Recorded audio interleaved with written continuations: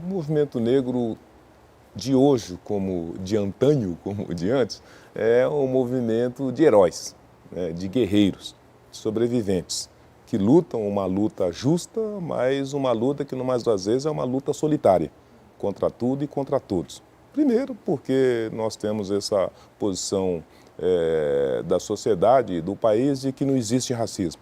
E depois que se existe racismo, é um racismo tão diminuto, ele é tão fragmentado, ele é tão capilarizado que não produz malefício nenhum, nem para negros, nem para brancos. Então deixa como é que está para ver como é que fica, né? Então essa é a primeira coisa.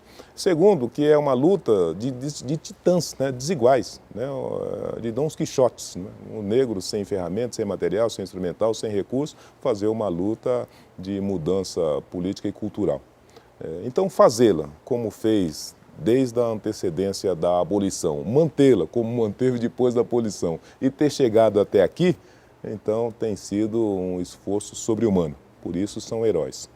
O segundo é de que os negros nessa luta foram bem-sucedidos, né? Primeiro que sobreviveram até aqui, apesar desse verdadeiro holocausto que se abateu sobre o negro antes na escravidão e depois da escravidão. Segundo, que ele conseguiu ainda trazer aliados, e trazendo aliados, fazer prevalecer uma construção ideológica que permitiu furar o núcleo duro desses que não compreende necessário qualquer intervenção nesse tema negro. De modo que as conquistas que se trabalhássemos do ponto de vista simbólico, nós saímos de uma reivindicação de escola, lá com Luiz Gama, não é? E chegamos às cotas de 10% para negros nas universidades, que era o que se pedia nas diretas já, e depois na Constituinte, e chegamos agora, na atualidade, com uma cota de 100%.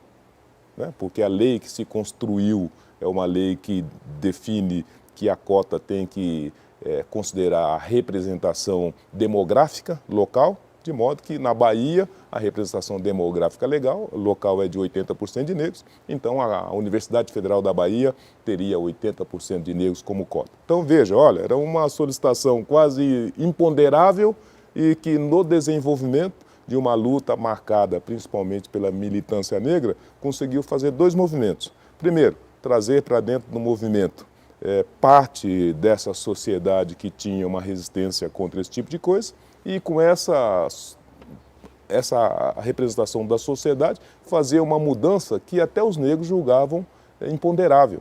Imaginem vocês que hoje nós temos 20% de cotas para negros no judiciário, não para serventuários, mas para juízes.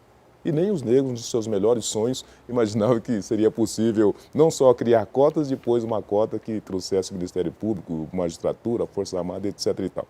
Mas foi uma luta que, ao passo que a gente consegue as mudanças cultural, legal e legislativa, a gente não consegue ter representação política, seja à esquerda, seja à direita e seja ao centro, quando esses negros são os 54% da população brasileira. Então, o que se costuma dizer nesse tema, do ponto de vista de internalização dessa agenda, é de que entre a direita, a esquerda e o centro, nós continuamos negros, porque nenhuma delas trata de uma forma verdadeira, profunda e com seriedade a questão do negro no Brasil.